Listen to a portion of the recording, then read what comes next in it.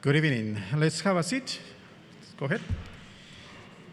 Thank you for coming today. Welcome. My name is Fernando Rodriguez. I'm the project development for the Kings Mountain Mine. Thank you for joining us tonight for our town hall and a Q&A session. We appreciate you taking the time to come here today and learn about our project. We're committed, like we already have said, to the transparency and the good communication with the community about our project. And we're here today to learn about several topics that probably are of very much interest to everyone here. At the end of the presentation, we will have a chance to ask questions to the team. I have the team here on this side, so we also have some cards on the table that you can fill out and have questions that we can answer later. For those who are not familiar with Albemarle's operation here at Kings Mountain Lithium, let's make a little bit of a brief description of Kings Mountain. For over 100 years, Albemarle, a global company headquartered here in Charlotte, has transformed essential resources into critical ingredient for mobility, energy, and as well for connectivity and health. Currently, our site is a home of 5,000 metric tons of conversion site that produces battery-grade lithium product for essential resources. We also have operations in other parts of the world, as well as state-of-the-art. We are here in Kings Mountain. We have a 50,000 square foot of battery materials innovation center, which is a research center. Here in Kings Mountain, we have one of the richest deposits of lithium, representing an essential part of the global clean energy revolution. This provides a valuable domestic source of and strengthens the U.S. supply chains for domestic lithium. Potentially, the Kings Mountain mine will produce about 8,000 or process 8,000 tons of metric ton of lithium spodumene mineral every day. This will support the manufacturing of nearly 1 million electric vehicles annually. As I mentioned, I will finish out the meeting with some answerings and some questions about what we're going to be presenting today. All right. Next, as I have said, we have an agenda for the introduction, safety share by our safety professional. We have environmental social impact assessment, geology drilling, and we're also going to do a hydrogeological update. We have important information to share with you tonight. So let's get started with introductions of the team. Here we have myself. I have Chris Soika here, who's going to do the safety share. Eric Carlston here in the front. They're going to work on the environmental permitting. We have Brad. He's going to be working on the drilling. Kwame on the geology, and Caroline on the hydrology. So with that said, let's get started with the safety share. Let's get Chris on board.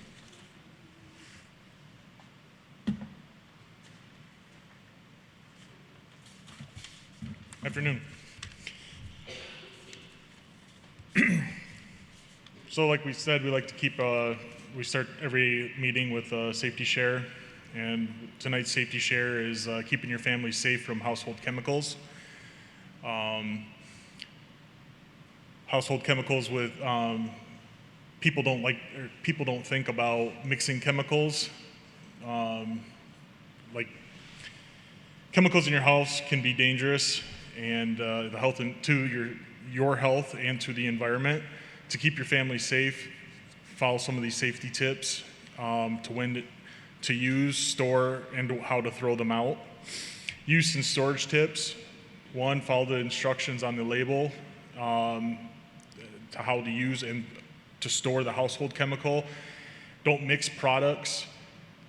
This can cause deadly gases or cause spontaneous fires. Always store products in the original containers. If you change containers, make sure that the containers you put them in are well washed. If you have any type of residue in it, it can cause gases or any type of, or that can cause issues down the road.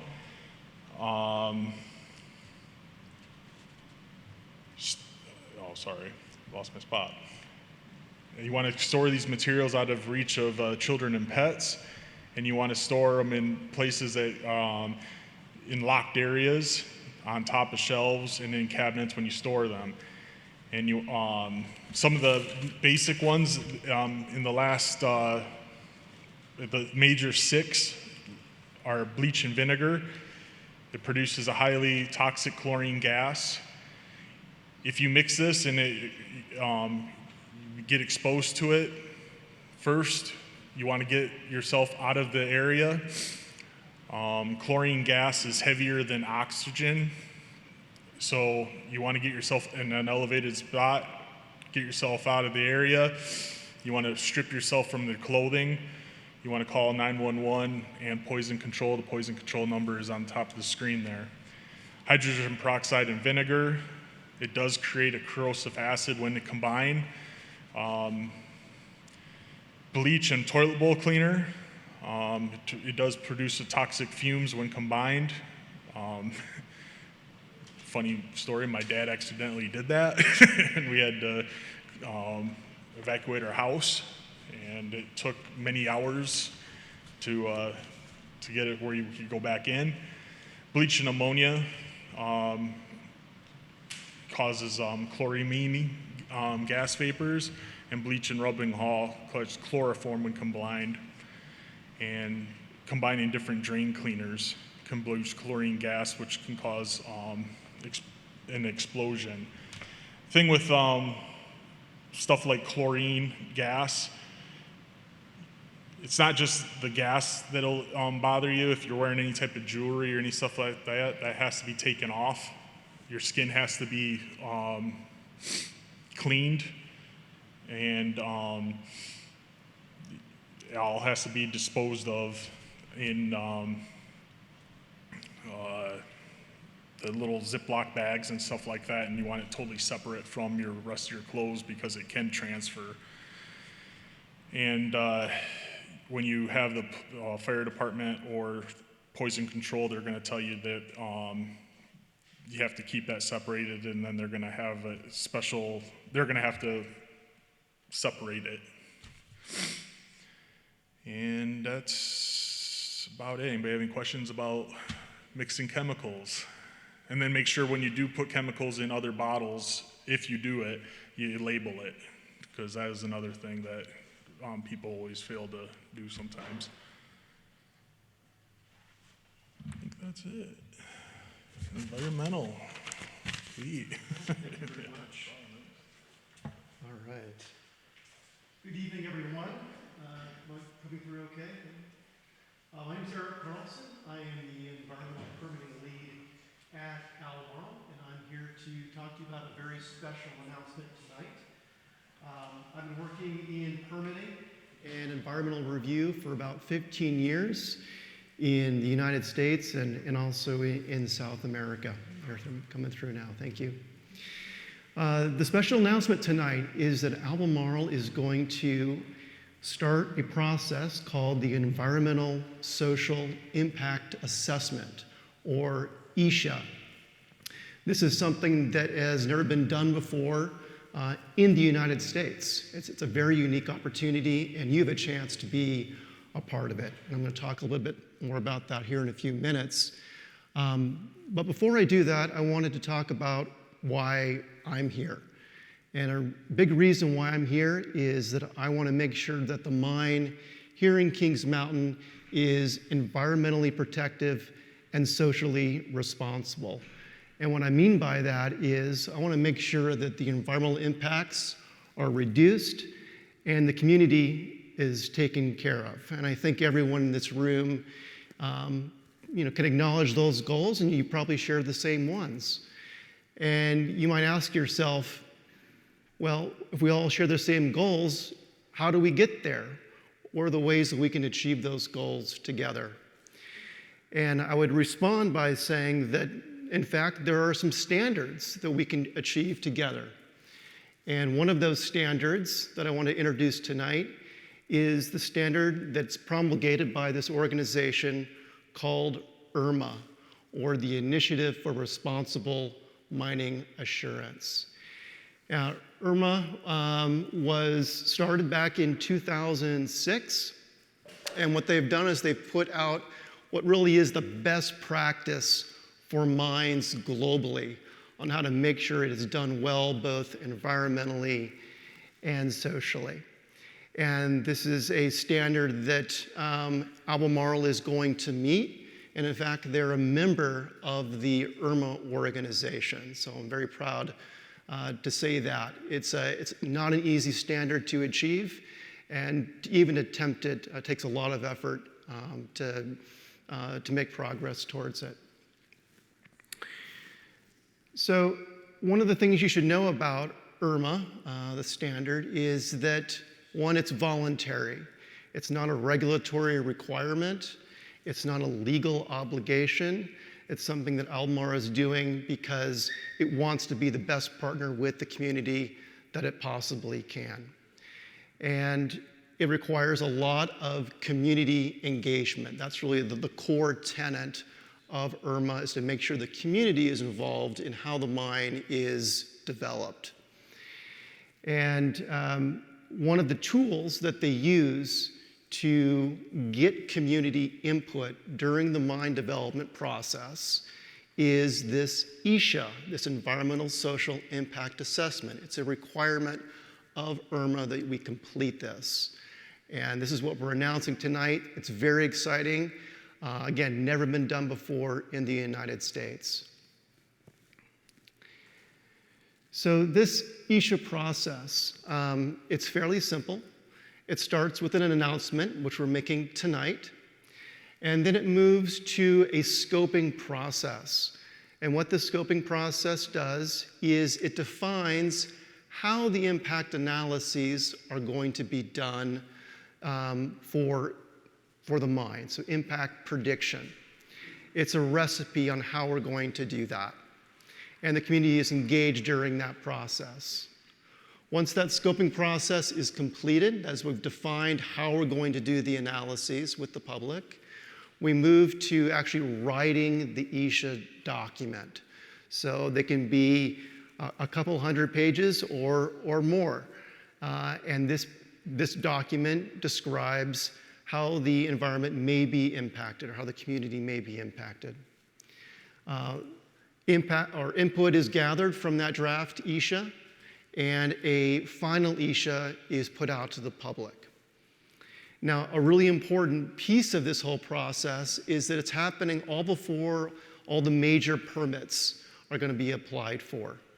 So all of the community input that's gathered during that ESHA process actually is rolled into the permitting process. So your comments aren't just heard, they're actually used in that permitting process. That's really important and critical. Let's talk a little about the content of what an ESHA contains. The most important thing probably is a description of the proposed project. What is Albemarle going to propose on site? And it also describes alternatives. These are different designs or technologies that Albemarle has considered and dismissed that you can now read about, and perhaps you want to propose your own alternatives.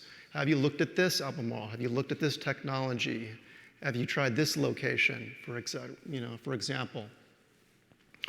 After we get through the project description and alternatives, we move to the baseline data. And baseline data is what the environment is on the ground today. So what does the natural environment look like at the site?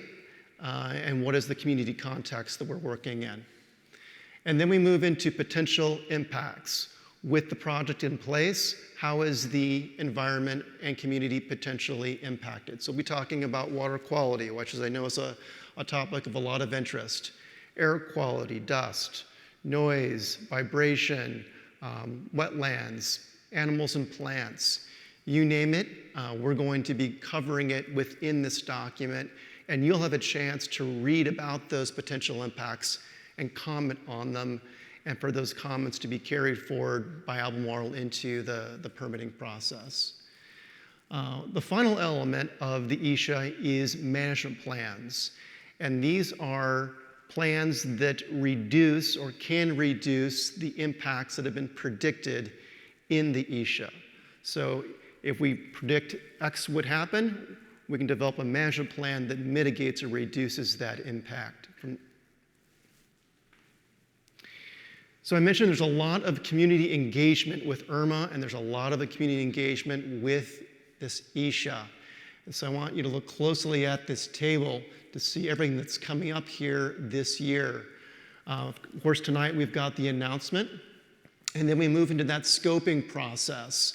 Again, the recipe of how we're going to do impact assessment. We're going to do a town hall this summer. And then from there, we're going to start talking about the ISHA baseline studies and the scoping results. And we're going to do that through focus groups with neighboring communities and interest groups. And then as we move into the fall, we'll start talking about the draft ISHA, that is the impact assessment proper, as well as those management plans I mentioned before to reduce those impacts. And we'll be doing that through two means, both the town hall and the focus group meetings. Once that is completed, we will take all of that feedback and Albemarle will consider it and then respond to those comments that come through this process. And then using those comments, we will then create a final ISHA document. And then, as I mentioned before, those comments will be considered and folded into that permitting process. So that's the formal engagement that will take place during the ISHA. We also have these informal communication channels. We've got an Albemarle Project Center, which is right around the corner here, a beautiful new building that's been remodeled. We've got a website, albemarlekingsmountain.com, and of course a phone number and an email if you'd like to reach us anytime. So with that, I will hand it off to the next speaker. Thank you very much.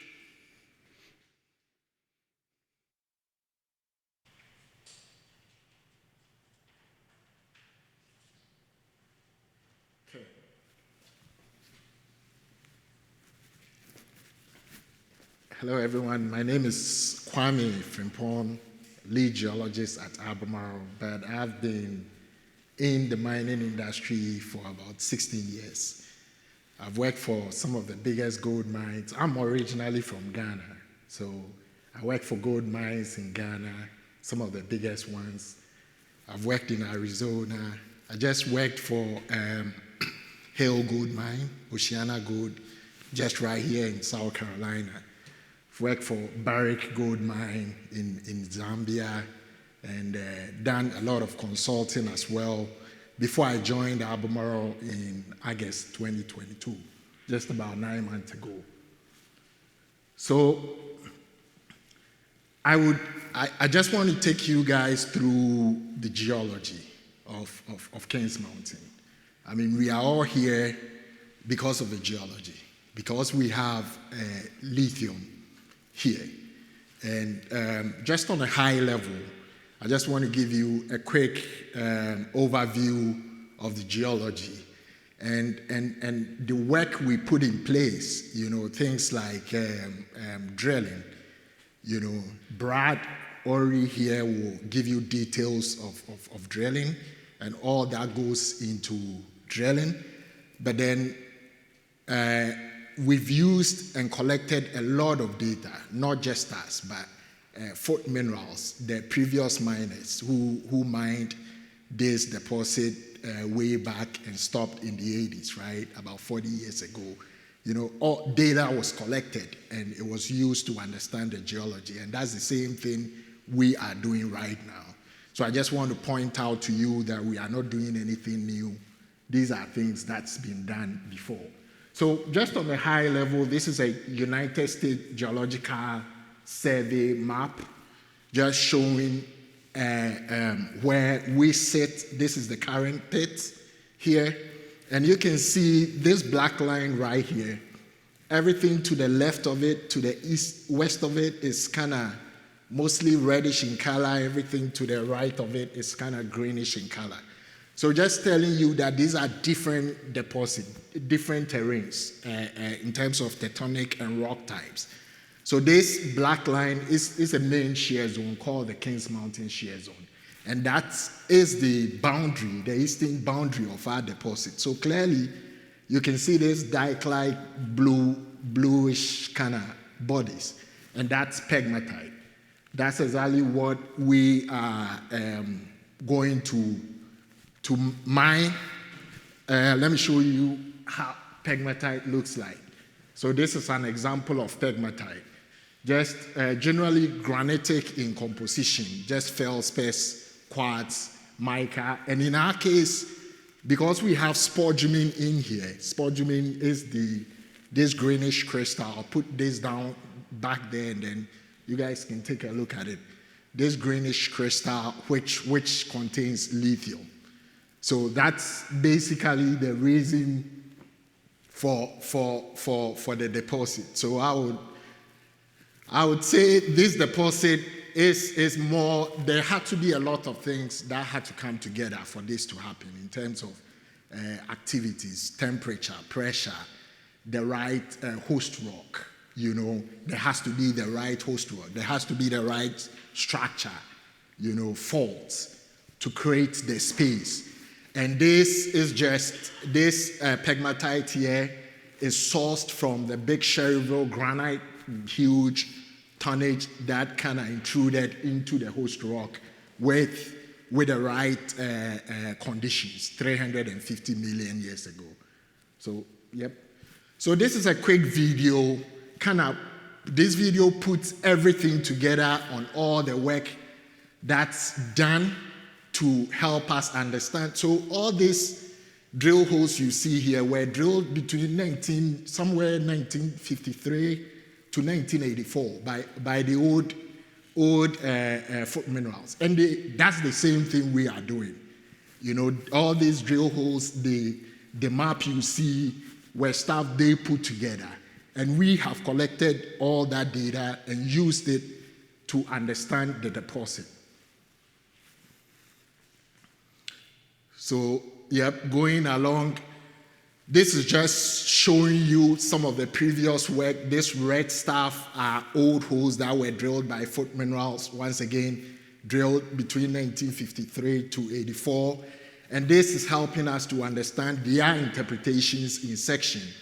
And, the shaded area, the red is good stuff, pegmatite. Blue is the main host rock, which is a meta-sediment host rock that created the environment for the magmatic intrusion that came with the pegmatite and the lithium. Please go ahead. Let's keep on playing the video. So a lot of work has been done by our team as well. There's been a lot of surface mapping. This is showing you the red stuff, showing you surface mapping of where the pegmatite actually exists in the pit. And if you look at the way this looks, it's pretty similar to the USGS map that I showed earlier. You go out there, geologists go out there, they look on the ground, try to map up where you have the pegmatite and help to build that story, the 3D story of what is in the ground. So we can use that to make decisions and decide if it's gonna be economical or not. Please go ahead. Let it play. So this will, and this is showing you all the drill holes that we have done. This was mostly done in 2017, 2018. A lot of drill holes, kind of generating this core. This is half core. Mostly the full one will be, we normally will split half and take half to the laboratory to analyze and understand the quality and quantity of lithium in the rock. So that's all this drilling mostly is, but we also use the drilling to collect a lot of other data, structural data, geotechnical data, for us to understand the orientation of our ore body itself, as well as sometimes we pick water depths, kind of help you understand where the groundwater and all of that is as part of your drilling. But generally, this drilling is to help us understand our lithium deposit and the content of it.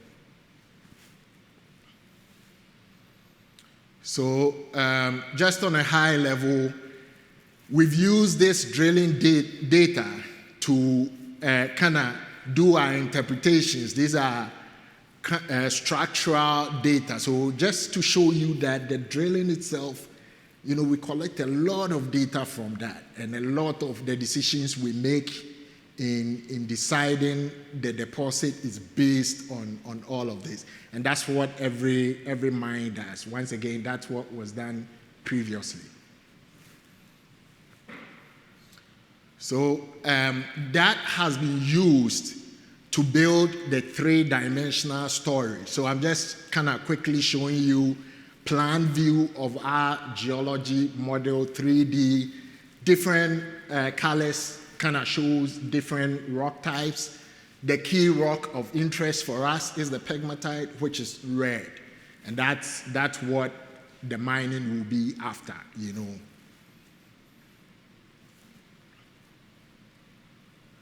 And that is a 3D model. We can look at it in different slices, in two-dimensional, north, south, east, west. We can just look at that to understand how the sections and the geometry of the ore body is. So just showing you drill holes, red kind of showing you where the pegmatite is. So interpretation will be that you connect all the lines and the dots to kind of help you understand that 2D story, and you would use that 2D story to build that 3D story from each section. So that's being used, the same drill holes, when you analyze and get the quality of lithium in there, we use that to build what we call a model. The model just do an estimation of how much lithium sits in the ground.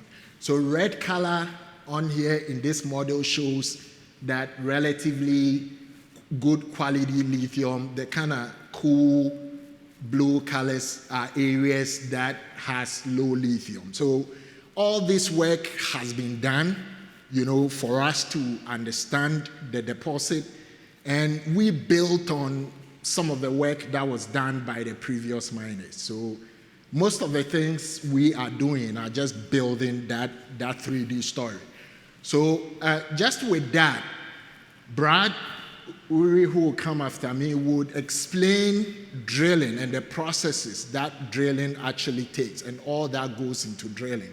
So all that drilling is used to develop this 3D geologic story. Just, same model, same 3D model, keep on playing, same 3D model, just showing you this in different directions, and all of you can see the drill holes going through them. And that's all we use to come up. This is a section, a slice through that 3D model, kind of showing you, if you look at where you have the kind of red stuff, it's kind of tallies well with your model, shows you that that's relatively good quality lithium. Where you have the kind of greenish, cool colors also tallies with our drilling. Yes, sir.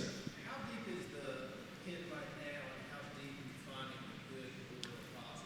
So currently we are around somewhere 160 feet at the deepest areas. How deep it is, we plan to go. It depends on different areas, but I think for the most part we are looking at somewhere around 800 feet, not deeper than that, But it depends on the area. It depends on the economics and the pit design. Well, let's talk. Could you repeat this question before you answer it also? How deep is the pit, right? How deep is the current pit, and how deep we plan to mine, right? That was the question. And the deepest areas in the pit as we have it right now will be about 160 feet, somewhere thereabout. And we plan to take it further down to about 800 feet, somewhere out there. Is that the bottom of the pit in this figure that we're looking at? So this will be the current pit, where the current pit sits. That's where, we try to stop because nothing sits above, everything above is air, right? So you stop your model to that current pit, right? I think I'll hand over to the next speaker, and that will be Brad, to take us through the geologic story and drilling.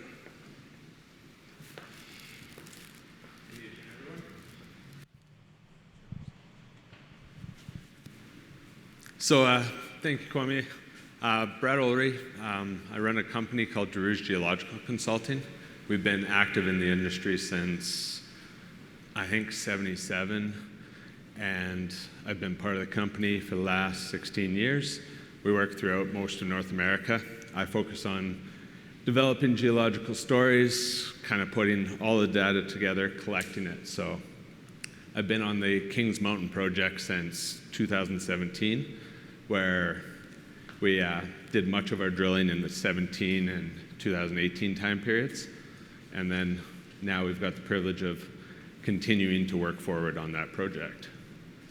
So expanding on Kwame's work where he presented the geological story. So how we get that is by using a bunch of different surface and ground exploration tools. So each one of these tools you can see along this chart has an increased degree of disturbance and involvement and different studies that go into it. So off the start, when we come to a project, we usually start with low intensive aerial geophysics, surveys of different ground aspects, as well as surface exploration, which could be collecting a sample in a bag with a shovel, to more detailed stuff of collecting rock samples, breaking it off. From there, we kind of build this targeting model of where we need to go next. So we interpret, we design drill plans. Those drill plans, they're meant to be low impact, small compact drills for hard rock exploration. So these are non-production drills. And we also have occasional surface excavations where we do local test work, just to see how deep overburden is, understand different properties of the soils, but those are all localized. From there, that work is put into studies, moved forward, and combined with permitting, long-term monitoring, and getting all the baseline work, and you get your potential mining activities, where there's active studying, monitoring, and reporting, and then it goes on the geology side, would go into more of just active interpretation and changes. Throughout all of these stages, health, safety, and environment are important, and they feed into the advancement. So each one requires higher levels of each of those health, safety, and environment. So some of the tools that we use on the Kings Mountain project, we've done some drone work, aerial geophysics, so you can see a mag survey of the bigger regional area where Kings Mountain, you can see a little point in there showing the location of it.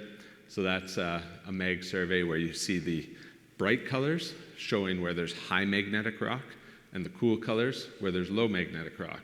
And you can see the Kings Mountain shear running through there. That shear is a large offset body that defines two separate zones of rock. So you have the spodumene-bearing lithium pegmatites on the one side, and then on the other side, you're into a different terrain. So anything on the far side of the I-85 is non-mineralized for spodumene pegmatite, so it's a separate domain. You can see there an example of some mapping. So that's where we did all the bench scale mapping as well as other surface mapping. And all of that information feeds into that geological model and the drilling. So when we drill, we're going to cover that in more detail, a couple methods that we've used. Commonly, we collect drill core, and that drill core, we do the interpretations on that because it gives us a nice visual of the rock. So when we have that drill core, we can see fractures, weaknesses, we can get rock properties, we can get the different mineralizations and really accurate samples. So each one of these things feeds into building that geological story, combining that subsurface, so everything below ground, as well as the stuff that's exposed on surface. Some of the drilling methods that we use on site, so we drill for three main purposes. There's mineral resource drilling, where we define the location, the extent, and the quality of mineralization. Hydrogeological drilling, where we try to define the behavior of the water and how it interacts with surrounding areas. So later in this presentation, you're going to see a lot of how many extensive drill points have been identified and other parameters that have fed into the hydrogeological model. The other area is geotechnical, so rock properties determine the ground stability. So we can do predictive analysis as well as fractures and faults and how they relate on the project. On the far side, you can see an example of one of the drills that have been on site, as well as drill chips and drill core. So that drill core, there's examples at the back. It gives us the best representation. But the goal is it's all designed to be low impact as well as short duration. So most drill sites are done within a day or two. Sometimes we're on a site longer because of multiple drill holes.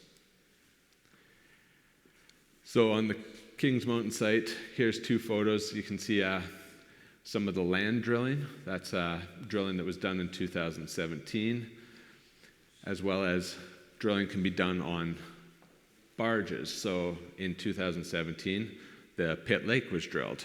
So I think there was approximately 80 drill holes done in Pit Lake. It can be done in oceans, lakes, so it's all designed to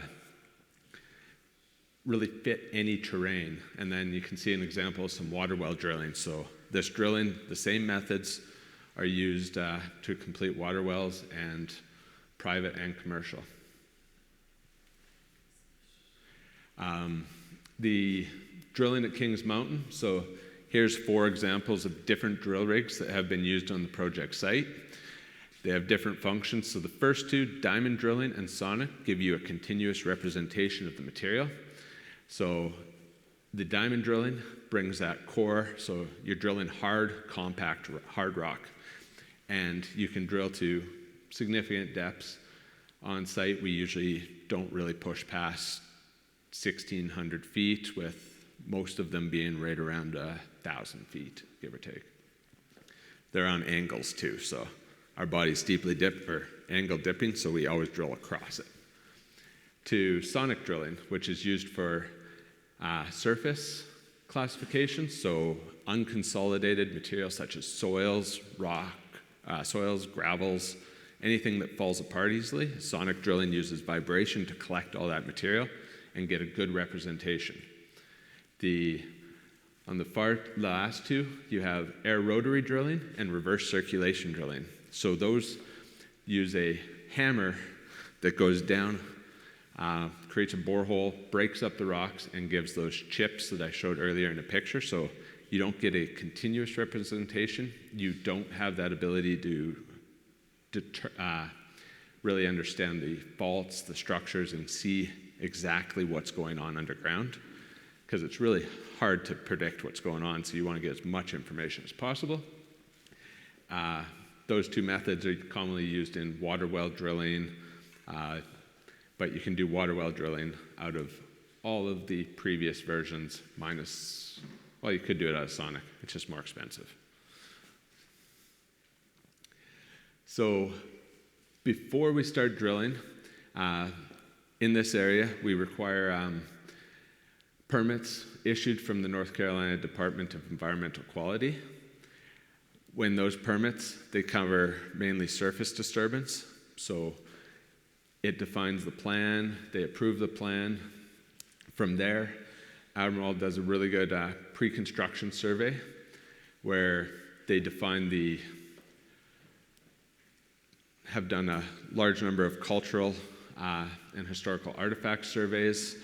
We're monitoring throughout the overburden drilling to see if there was anything of historic interest. So that's anything over 30 or 40 years. You can imagine what it collects.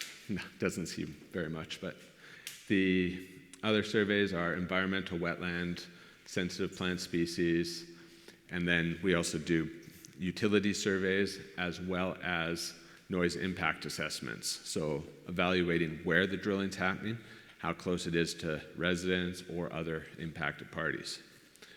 And upon completion of drilling, all sites are reseeded and with native grass species. So you can see an example of some of the drill sites on that upper picture from the 2018 program. So during drilling, each one of those drill types that I showed earlier use different amounts of water. For the diamond drilling, it uses water to lubricate, allow that rock sample can be pulled back up out of the ground. Now, when it goes down, what it does is it pumps water down the hole. That water is sourced from water bodies on the property or from the plant's clean water supply. And that water comes back out of the hole with the drill cuttings, and it's collected in site sumps, and water is then recycled into the environment once it's settled. During drilling, there's a couple additives that are used. So those additives may be used for drilling or actually applied to the drill rods themselves. So, for example, on these lists, there are a couple lubricating things or other items that help bring that sediment up the hole. So in this case, items like thread compound goes in between the steel, and that allows the rods to break back apart. Other ones like linseed soap and torque guard, they just allow it to reduce the friction and bring those rock cuttings up so nothing builds up down the hole. All items used are classified as non-hazardous, biodegradable, and are approved for water well drilling. So each one of these components are also used in drilling your water wells. During drilling, there's a site sedimentation plan. So the drills are set up. We mainly control for sedimentation erosion. We have straw wattles that go around, as well as areas to catch the basin if we're in a long area for a longer period of time, where we've had one drill site that was there long term.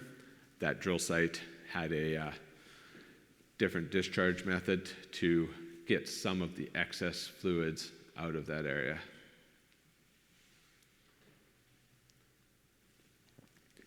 The upcoming programs that are going on are starting right away here. We have a geological drilling program that's going to kind of expand some of the perimeters of the current model and also understand some of the rock properties. From that, there'll also be some additional hydrogeological test work and geotechnical test work that will be collected from that information. So that's the goal is to start that program this week or next week, as well as geotechnical drilling. That will just be near surface drilling, probably using sonic, where it'll define that upper overburden levels and the properties of that overburden. These programs will all be completed on the Kings Mountain property, or the Albemarle property themselves, and they will go into some of the downstream test work that's going to be discussed next, as well as other permitting components. So we'll move into hydrogeology.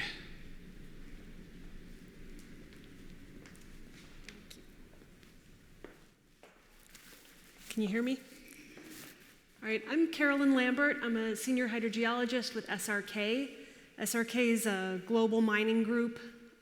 We have projects and offices all over the world. I work out of the Denver office in Colorado. My specialty is numerical groundwater modeling, so that's kind of the focus that I'm going to be showing today. We're going to be talking about some of the background of the project, some of the previous operation, and as you know, we're using a lot of the geological data to build a hydrogeological model, then build the numerical model and get some findings, and from all of that, prepare a monitoring and mitigation plan.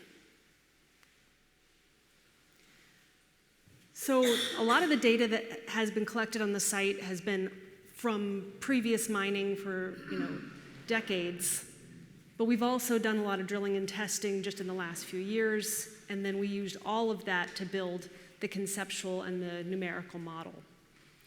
We're doing that to establish a hydrogeologic baseline so we know what has been going on over the historical period, and then we can predict what could happen, what some potential impacts to water could be, and then, like I said, design those action plans. So this site has been mined over many years. This is what it looked like on the left in 1976 with an open pit. It was dry at that point, so they had been able to keep up with dewatering the mine. And then the inflow rates were about 100 to 200 gallons per minute from the rock into that open pit, which is a low flow for an open pit. They didn't have to add any new wells. All the water was removed just through pumping in sumps in the pit. In 1994, mining ceased, and the water in the pit was recovered, so groundwater and precipitation went into the pit, and water filled back up, and the pit lake the level is still rising today. And so what this shows is a profile across the site showing water levels in all of the various surface water features. The reason this is so important is because we're able to see that the water level here in the Kings Mountain Pit Lake, so this section goes from the south to the north, and the water level in the Kings Mountain Pit Lake is about 200 feet higher than the water level in this lake for Martin Marietta nearby. And what that tells us is that there's a real disconnect between those sites. So the rock in between is so hard and impervious that it's kind of keeping that water separate between the two sites, creating kind of a compartmentalized system. So, we've seen all of the drilling and testing that's been happening out at the site, 104 wells and open holes just for the recent drilling and testing. 124 hydraulic tests, so between pumping in a well and seeing how fast it recovers, and various other types of tests we can do out there. We've also made 29 of these into actual monitoring wells that we can then collect water levels from on a quarterly basis. This has a lot on it. I know I'm going to kind of step you through what this tells us, because I think it's important to see kind of the concept of what's happening out there. And you'll probably recognize the geology from Kwame and Brad's geological model that we use to design our numerical model. So the pre-mining topography shows what the land surface was before the mine. The historical mine went in. And that brown kind of layer at the top is what we call regolith. That's where it's, sorry, it's kind of feedback here. That's where most of the water flow is happening. The bedrock, the rock there is more porous, and water flows through there. But any of this colored units here are bedrock, and you can see the core back there. It's really hard, really impervious, and so any of the dewatering or any of the groundwater level change that happens through there is going to stay right next to the pit wall.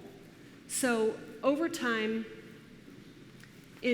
historically, the pit has come down to this level, and you can see the number 2 here, this groundwater level change stayed right next to the pit. We know that through water level measurements that we have.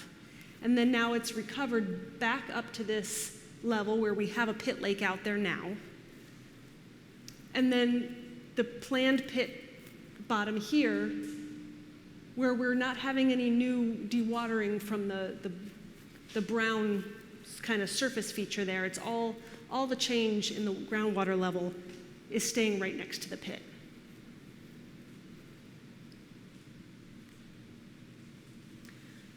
So we took all the geological model, and we built a numerical groundwater model. And all that does is you have a cell-by-cell structure for this whole region so that you can assign different parameters in each cell based on the geological model that tells you where groundwater is flowing and predicts what's going to happen in open pit flow rates, and then the recovery after mining finishes. We're going to still have another pit lake. It's going to recover back up after the mining's done. And then we can predict where the water level changes are happening and any impacts, if there are any, to nearby creeks. So the pit lake changes, all of the water level that's come back into the pit over the last 30 years have really helped us to design this groundwater model. The rate at which water flows into the pit from precipitation and inflow helps us verify that we're doing well with the numerical model. So it's called calibration because we take all of the historical information that we have, and if we can match historical information, then we can accurately predict what's going to happen in the future. So the top graph, this is just showing some of the data that we can get out of the model. The top graph shows how well we're matching observed water levels. So we measure 256 points, and we simulate in the groundwater model how well we're matching those water levels. The bottom graph here shows how well we're matching what's happened historically in the pit lake level itself. So all those the pink and the blue points are actual measurements of lake level. And our blue line there is how the model is predicting what has happened over time. So we're matching that inflow really well. And that gives us confidence for our predictions with this model in the future. And so our predictions, we can predict groundwater inflows to the pit, and we can predict water level change over time. And so what this shows is the gray dashed line there shows you how the pit level is changing over time. So it goes from about 660 feet to about 375 feet elevation at the end of mining. And the orange line shows you what the pit inflow predictions are, so 90 to 270 gallons a minute.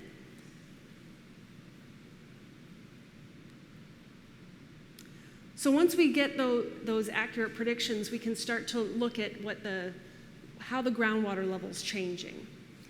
And that's really going to help us design where we want to put monitoring wells.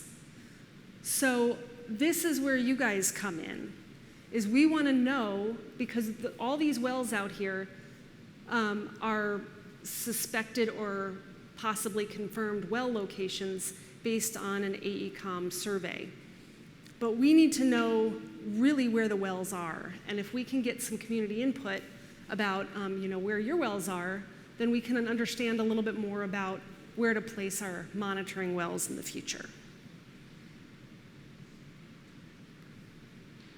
And then we are able to design this robust plan that we can present to the community and make sure that we're matching what we're predicting in the model with real life observations. And then we're able to design a mitigation plan in case there are ever water level change impacts. How do we set that up to mitigate what's going to happen in the future?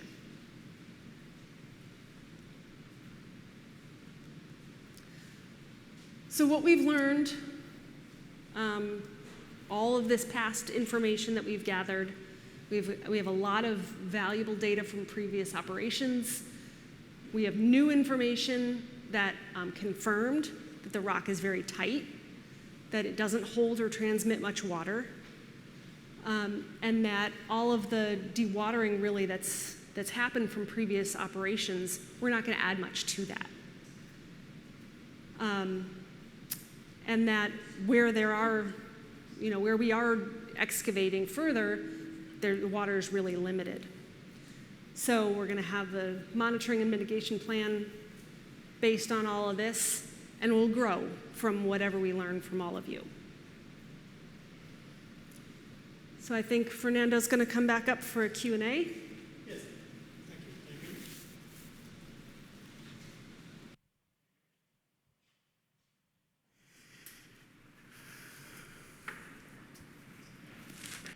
All right, thanks very much to our experts in every of the fields that we have discussed today. Thank you very much for the information. Now we'd like to go into a Q&A session, questions and answers for this presentation. Kirsten and I will facilitate this process, so please feel free and ask as many questions as you need to ask.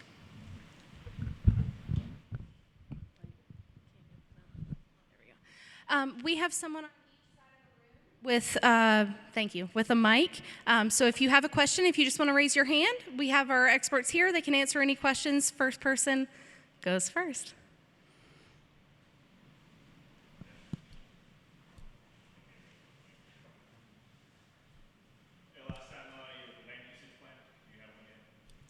The inland use plan? No. So we are going through a series of workshops right now, and those are happening. They're ongoing. So we've had 4 at this point, I believe. We're going to continue to have those over the summer. Our plan is to have that in-use plan done by the end of the summer so that we can take it back to the community and get input from that. I'll add, there is a meeting on June 14th. I'll send it out to, if you guys put your email at the front, there's another public meeting on inland use June 14th. We have 2 sessions. So if you're interested in attending, just jot your email down and we'll make sure you get the invite.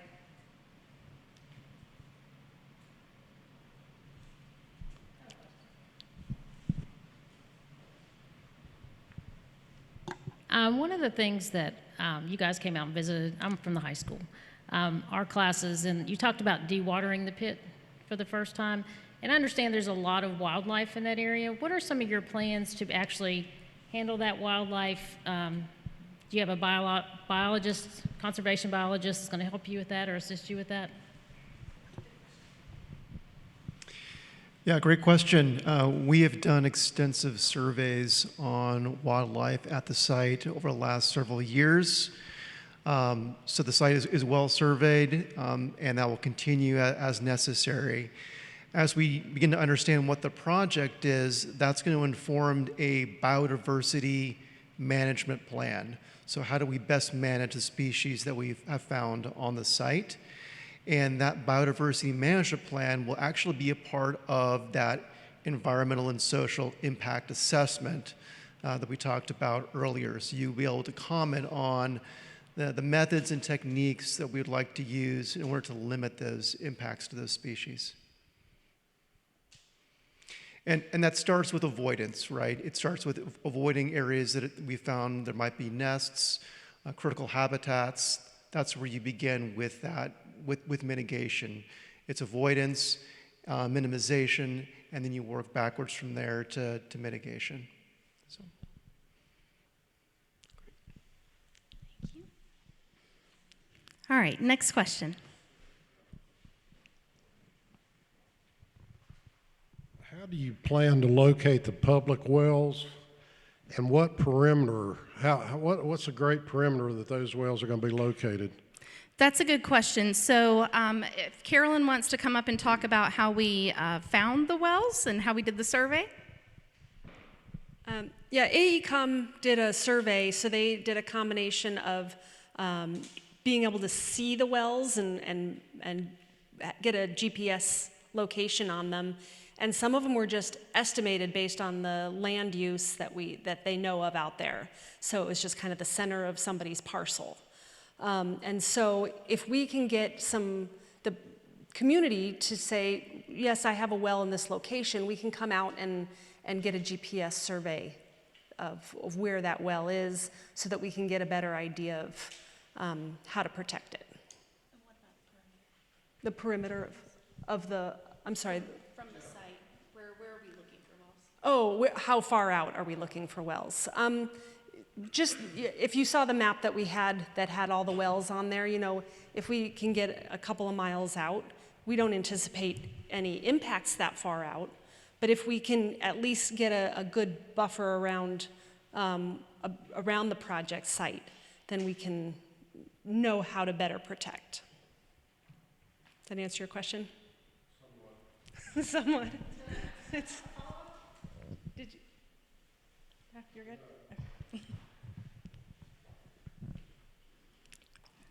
Any questions? Back here. Carolyn, I have a question for you. When you did your drilling inside of the pit itself, how deep did you go to look for aquifers beneath that lower level of the pit? So the drilling and testing, well, so there's the geological drilling and and all of those holes were used in the geological model. So they went pretty far, down to 1,000, 1,500 feet, which is much further than we're anticipating, you know, any impacts. So we were able to get a good grasp on what the geology is like out there. I don't know if you know, it's not separate aquifers deeper, but it's separate geological units that we can look at that actually are kind of at an angle there. What's that? I mean, I'm sure some of them have water in them. Oh, sure. But if you look at some of the core out there, it's pretty hard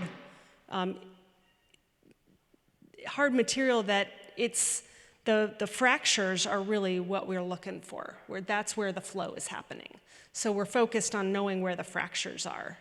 And we were able to do a lot of that with so much drilling that went on out there. That's part of your model. Right, yeah.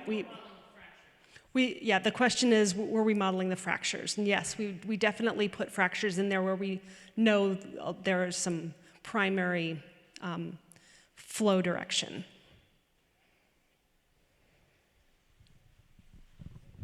Question in the back here? Oh, sorry. Okay, so how far down, the pit's down about 160 feet right now. Are you seeing any water supply coming below that, or most of it is at that level? Stay up here. Because you said it was about this bedrock down below that, so there's not going to be a lot. Right. Most of the wells are actually in that brown unit, the regolith, so where there's more of the weathered bedrock, where you can actually pump some water out of, so that's where the water wells were focused. So really, there's not a whole lot of wells that go deeper into the bedrock. Okay, and the last question I had was, do you have a list of the population of the wildlife that's out there right now? I don't know that anybody's seen that.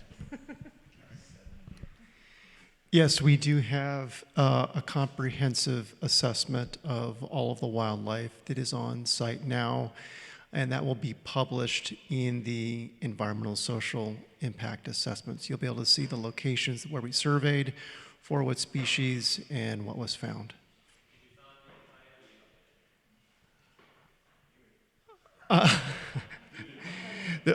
There may be some coyote out there. That wasn't a species that we were focusing on in particular, but yeah, okay. There's probably some deer out there as well.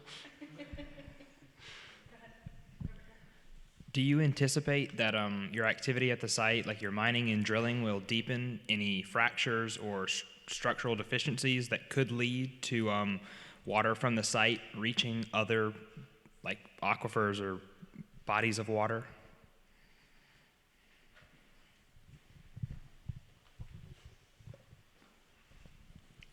I would say no, because drilling is pretty kind of like you are drilling like a single hole, right? You are not really, disturbing the ground that much. It's a single hole. It would hardly connect or break fractures enough for things to connect. So drilling is very localized, hole by hole, sometimes separated as much as 200 feet apart. So I don't think so. That shouldn't be an issue.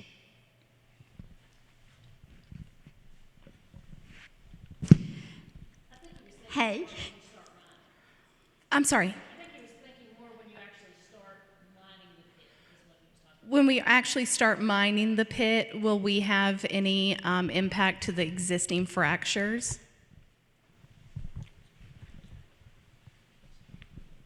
Good question. When we start mining the pit, we will do some amount of blasting, right? We're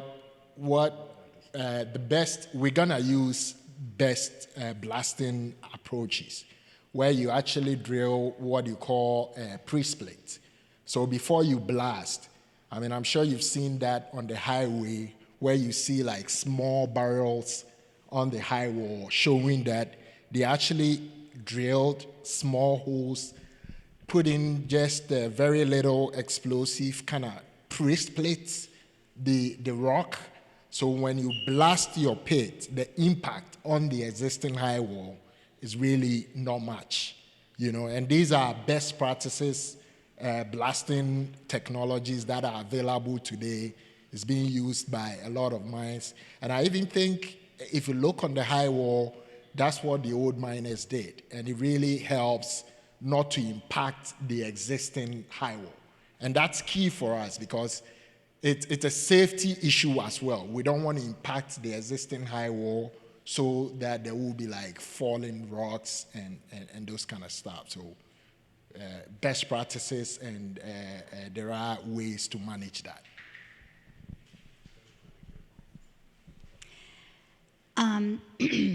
This is about the quarry itself. Are the sides going to be affected when you start drilling down? Are the sides of the pit going to change any?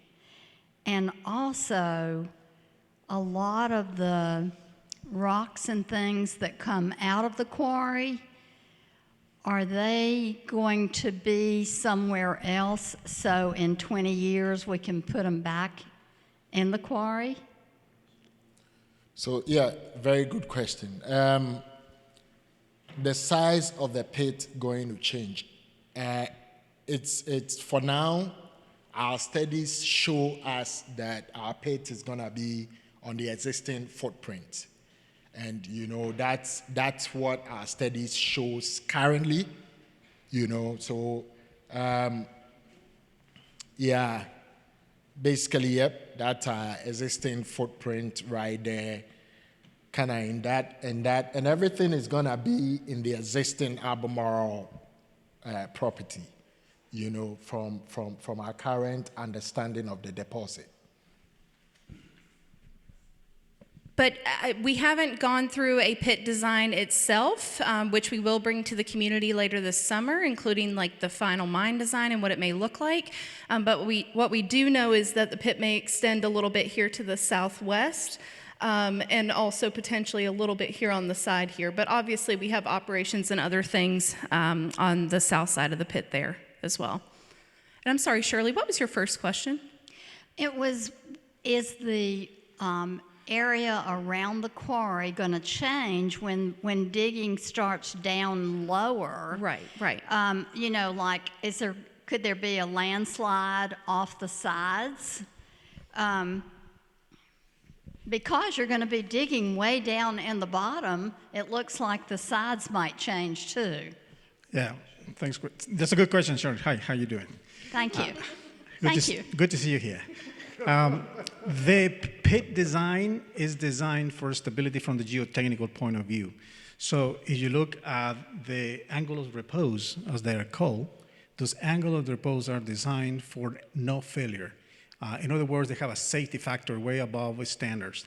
So with that reason is that the open pit is not going to change, wider. It's going to go deeper, and it's going to be long ways. So when we look at the picture here, so this is the area that it was mined before.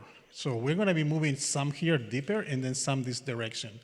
And I think I heard about what we're going to do with the rocks. So some of the rocks, and we're still looking, and we're continue working with the consultants on getting some of the rock back in the backfield, the areas that we will not be mining anymore. So from the geotechnical point of view, from the stability of the pit, everything is designed to be with an angle of repose, like I said before, in a way that this rock is very competent. I think we have mentioned before in geology is very competent. Competent means it's very dense. It doesn't really break, or there's not a lot of fractures in the rock. So the pit design here is a little bit steeper the angles because of the competency of the rock. But here in the shear zone, where we have more movement in the past, the angle of repose, you're going to see that it's a little bit flatter. So you see that the pit had different shapes, and the different shapes had to be with the design of that angle of repose. Where we have more fractures, it's laid back a little bit more than where the rock is competent, it's a little bit steeper. Because the rock is so competent that it will sustain many years, thousands of years like that. Okay, thank you.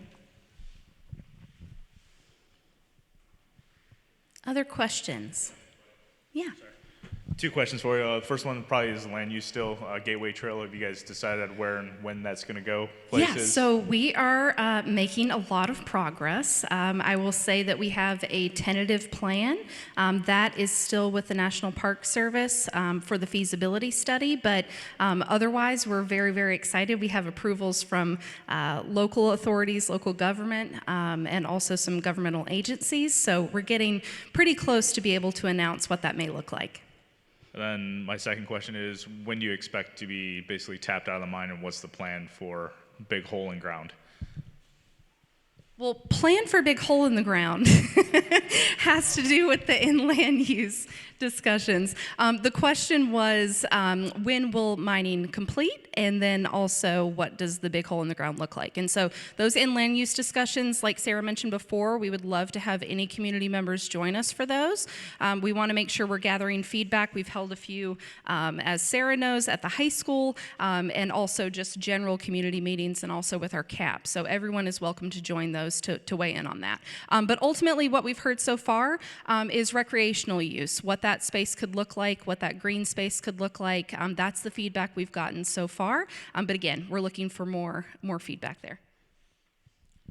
Okay, on the extension of the mine, we will, according to our plans that we have right now for the 10-year mine plan that we had discussed before, we're looking at, depending on all the permits, depending on even in the price of lithium, we're looking at have everything ready to have construction and start up the mine around 2027, the first part of 27, starting on the end of the 26, and that'll be 10 years after that of operation. And the pit, like I said, is going to be a little bit more in this direction. And I believe the last mine plan that we're reviewing It's about over 370 feet deep, somewhere there, total depth. So the mining sequence will start here somewhere, here, and then move this way. Here, we're looking at a depth, but so far there is not, because when I talk about the angle of repose, you have ore here, you have to start mining here. So this is outside the property, and we said we're going to be working inside the footprint of the property. So right now, the plan, like I said, is to mine for 10-year mine plan. Now, there is resource. Of course, there is resource. We continue looking into more drilling. We continue looking into more exploration. And then we'll evaluate when time comes if there is another NV extension beyond 10 years. Yes. So I have a question about other valuable resources that could be in this particular pit mine, such as gold, arsenic, antimony, gypsum, other things like that we've been mining around here for hundreds of years. Is there a way to use those resources as well to boost the economy around here other than just lithium? Like, what are you guys doing with those things? Well, I'm gonna play geologist, but no, we only have lithium on this mine. There is called sulfides, gold sulfides or other kind of metals. We don't see anything. There is no arsenic. This rock is very clean. In the back, we have some core sample. You can take a look at it. It has cores, it has micas, it has schist, mica schist. So there is no other valuable mineral that we find in there. So our main goal is to get the lithium, and that is it, only the lithium. Now, there are some sub-product like micas. There is a mica mine, somewhere here, but we can sell that product depending on who is interested in buying it, and that will be better for us because we can dispose that material and we don't have to store that mica here at site. So, but beyond that, there's no more valuables in the pegmatite. Kwame, did I do good? All right.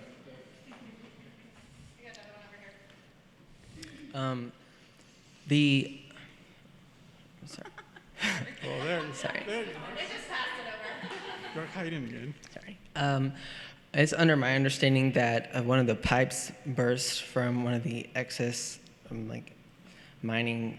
When you drill the cores, the water carried from the pipes across the Great Beach Trail burst and leaked some, the additives into the water into the local area. How do we prevent the pipes from degrading further? We're working on that. We had the incident that everybody probably is aware of. We were working with the drilling. And as it was explained before, when we are using the diamond core and we are cutting the rocks, it generates the fines between, and that water washes those, we call them drill cuttings. We had a pipe that broke that was transporting that material, which is non-hazardous material. It's mud, it's the cuttings from the drills. It's just the same material that you can see on top of the table there, and it broke. So we went through a complete root cause analysis. We did a lot of studies on what happened with this pipe. So we have a lot of mitigations and a lot of risk controls around piping and how do we do that in the future. So right now, our drilling company is working on getting all the materials that they need, so they make sure that they have all the specifications they need on the pipe rating, because that pipe was not rated for that sustain some of that pressure, and that's where it came apart. So those drill cuttings, in every drilling operation that we have done in the past, are stored in a pond, like it was explained. This drill went a little bit longer drilling than the normal, so that pond has more material than the normal. So they had to be pumped, and it was decided to be pumped to an authorized area in the pit. And they had to cross the trail.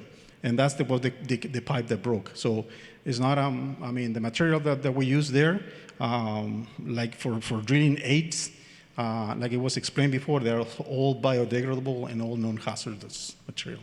So, but we did do extensive studies on what happened and mitigate and eliminate or mitigate the risk of having another pipe bursting. Thank you.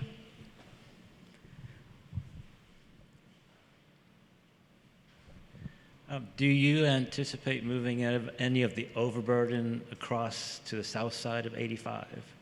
No. There's a lake there. I wonder if you're going to be filling that in, or... Is that Cliff? Yeah. Hi, Cliff. Hello. How are you? No. We don't... All the overburden is the material that doesn't have any lithium in it, correct? And then it's stored aside. No, we're not going to be moving anything like that over the highway. You mean over I-85, right? No, it's going to stay on the mine site. Now, nonetheless, we're working to see if we can store it around the area, but specifically we can store it, but we're still looking at different options, but not on that area that you have mentioned.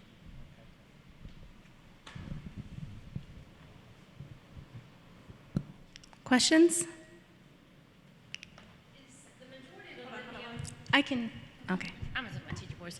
The majority of the lithium that you're planning to mine from this mine in Kings Mountain, is it planned to be utilized in the United States? Because I know there's a 40% increase in electric vehicle use now in China, so there's a really large demand there. Yes. So it will stay in the United States. It is planned to head to our newly announced conversion facility that will be in Richburg, South Carolina. So all of it staying here in the southeast U.S. Sorry? We're actually undergoing a rail versus road study right now. So we're doing a full investigation on what seems best. But obviously we do have a rail spur on our site, and so rail is the priority. Yes? Yes. How much processing of the ore are you going to do on this site? It will all happen on this site. So not the conversion piece of it, but just the concentration. Well, you're going to do what? Crushing? Yeah, milling, yeah. Do you want to talk about conversion? Separation, beneficiation, that sort of stuff here? Yeah, same. It's very close to the flow sheet that they had in the past, which it was mining, crushing, reducing the size, using, this time we're going to use a then media separation, which is a dense separation based on the gravity, differences gravity of each of the elements. And we also do flotation and then thickening and then the tailing disposal. So very conventional. And you're going to have a tailings area for the outflow from the beneficiation, for example? Right. That tailings is going to be inside the property. On site? Yeah, inside, yeah. Lined ponds or open ponds? We're looking at both options. We're looking at what is the best option that we have in terms of lining or not lining and what is the best for that side of the operation. So most of the potentially discharges people might be concerned with will take place in this part of it, not this mining per se, right? Discharge meaning? Well, I don't know, whatever. You're going to use flotation chemicals. Yeah, we're going to be using some of the chemicals that we want to be using, and the flotations are all biodegradable. We're using frothers and we're using collectors. The tailings dam design that we're looking at is going to be buttressed by mined rocks around it, and it's going to be built in a confined area. And which part of the site is this going to be constructed? I mean, which part, how much you're going to mine versus how much you're going to be left for this processing? We're looking at inside the property and inside what we own. We still have not made decision where, but we're looking at the footprint that we have right now inside of what we own, which is on that side of I-85.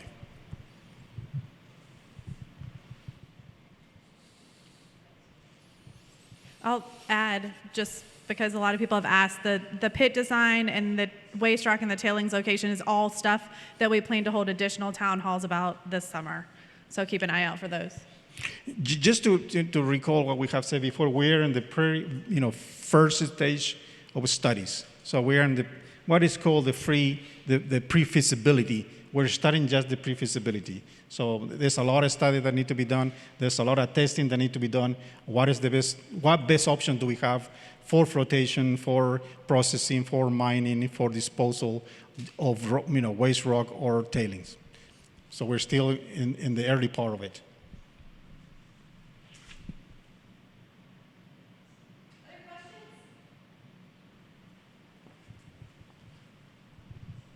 Early in the presentation, you mentioned the IRMA standards. What exactly are the IRMA standards? Eric? Eric is the expert, yeah. Well, I will say you can find the IRMA standards online. They have them listed in a large spreadsheet, and you can download and read your heart's content. These are global standards, so they're meant for really any mine in any location. And so there are some standards that apply, many of them do, to this context in the United States, but there are some things like small-scale mining that apply only in really an international context. But the IRMA standards cover primarily public engagement. As I mentioned, that's a core tenet of IRMA. It covers water quality, air quality, noise, closure. Go down the list of the topics that are important for mining, and it usually covers them. There are, I would say, there's over 100 individual standards that a mine could meet or attempt to meet in pursuing compliance with IRMA. And there are different levels of compliance. You can go to IRMA 50, IRMA 75, or up to IRMA 100. And Albemarle's committed to that IRMA 100, complete compliance with that standard over time.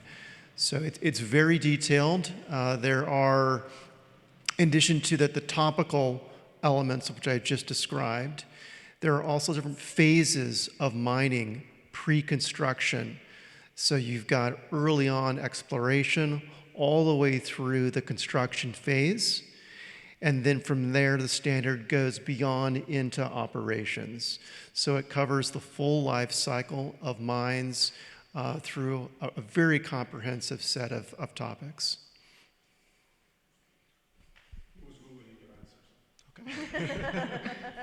Yeah, check him out.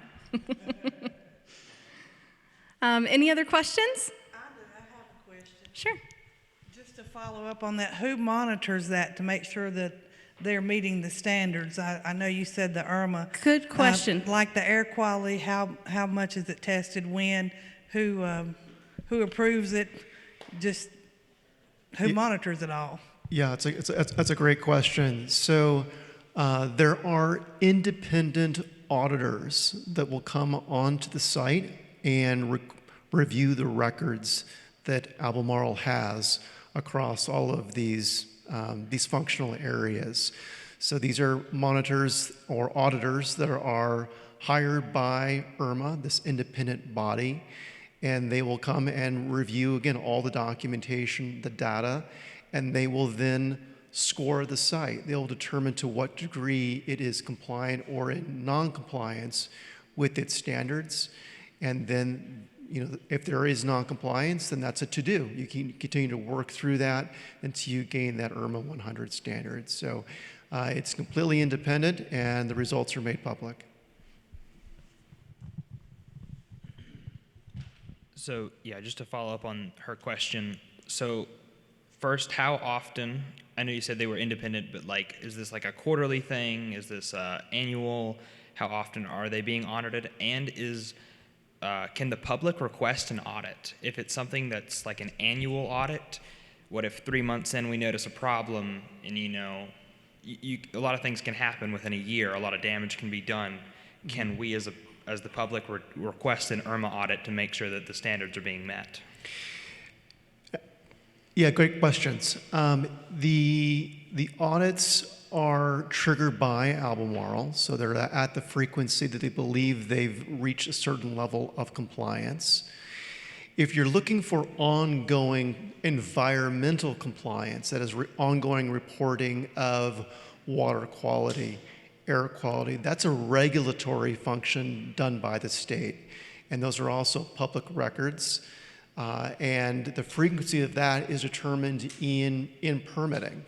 Oftentimes, these are monthly recordation of what the water quality is coming out of a particular outfall, for example, or what an air quality monitor is showing.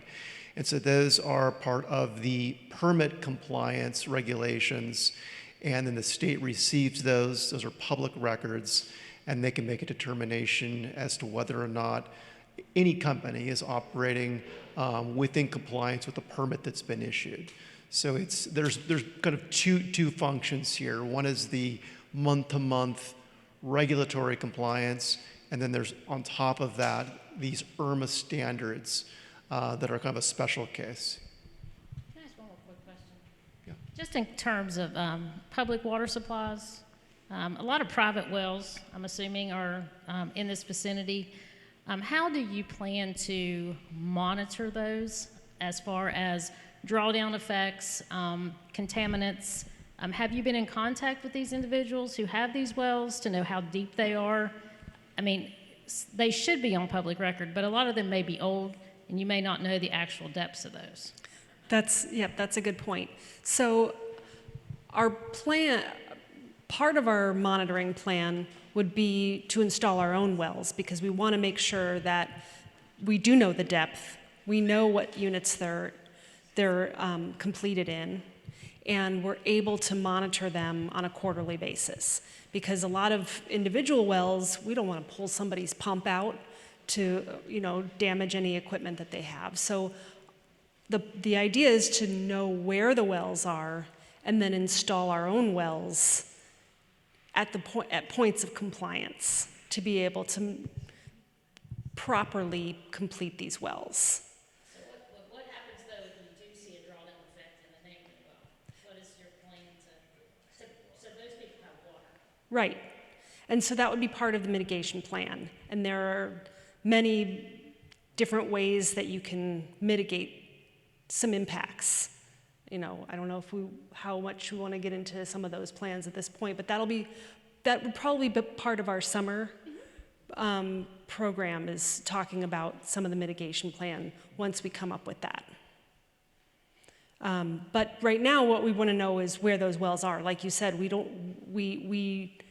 part of it is public record, but part of it, people have wells that may not be on public record, that may have been there for a long time. So that's where we need community involvement. Do you plan to go door to door, just out of curiosity? Would that be part of your plan? So we have engaged with most of the residents in this area already. We have not engaged them on the well water surveys at all to this point. But as she said before, as you see here, actually, where's the other monitoring locations? I wanted to look at the other map that you had here. Yes, this one. So your question was a good one, because those blue dots are the suspected wells, right? And so that's what we're looking at too. How do we get information around that area? Is that correct, Carolyn? Yeah. So yes and no. We are opening it up. But to Carolyn's point, again, while we really are open to well monitoring for some of these private wells, we also... Right. But as we said before, if we know where those wells are, that's great, but we also want to make sure we're not going to damage someone's well by monitoring it. So if there are other ways that we can get that information, then we will. I can just add one thing too. Not all of these communities are on wells, right? A lot of the communities, especially north of the pit there that you see, are on municipal water. So that's part of our understanding too, is knowing exactly where the municipal service is and which communities are on domestic wells. Yes. My question was, he mentioned that they come in and read y'all's records. Do they not do any monitoring of their own?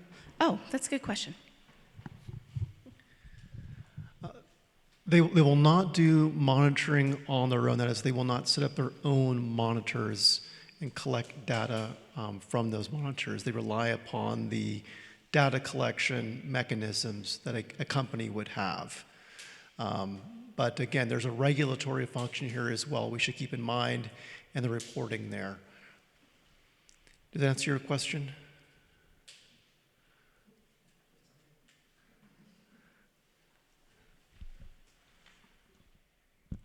Lovely. Any other questions? No? Well, thank you all for visiting us tonight. Before you leave, I do want to remind you by the front door, if you are interested in that well monitoring, please sign up. We have a sign-up sheet there. We also have a sign-up sheet for study updates. So any town halls that we're having, any events, anything of that nature, you would get an alert. So please sign up for that as well so we can keep you informed. Thank you all for coming.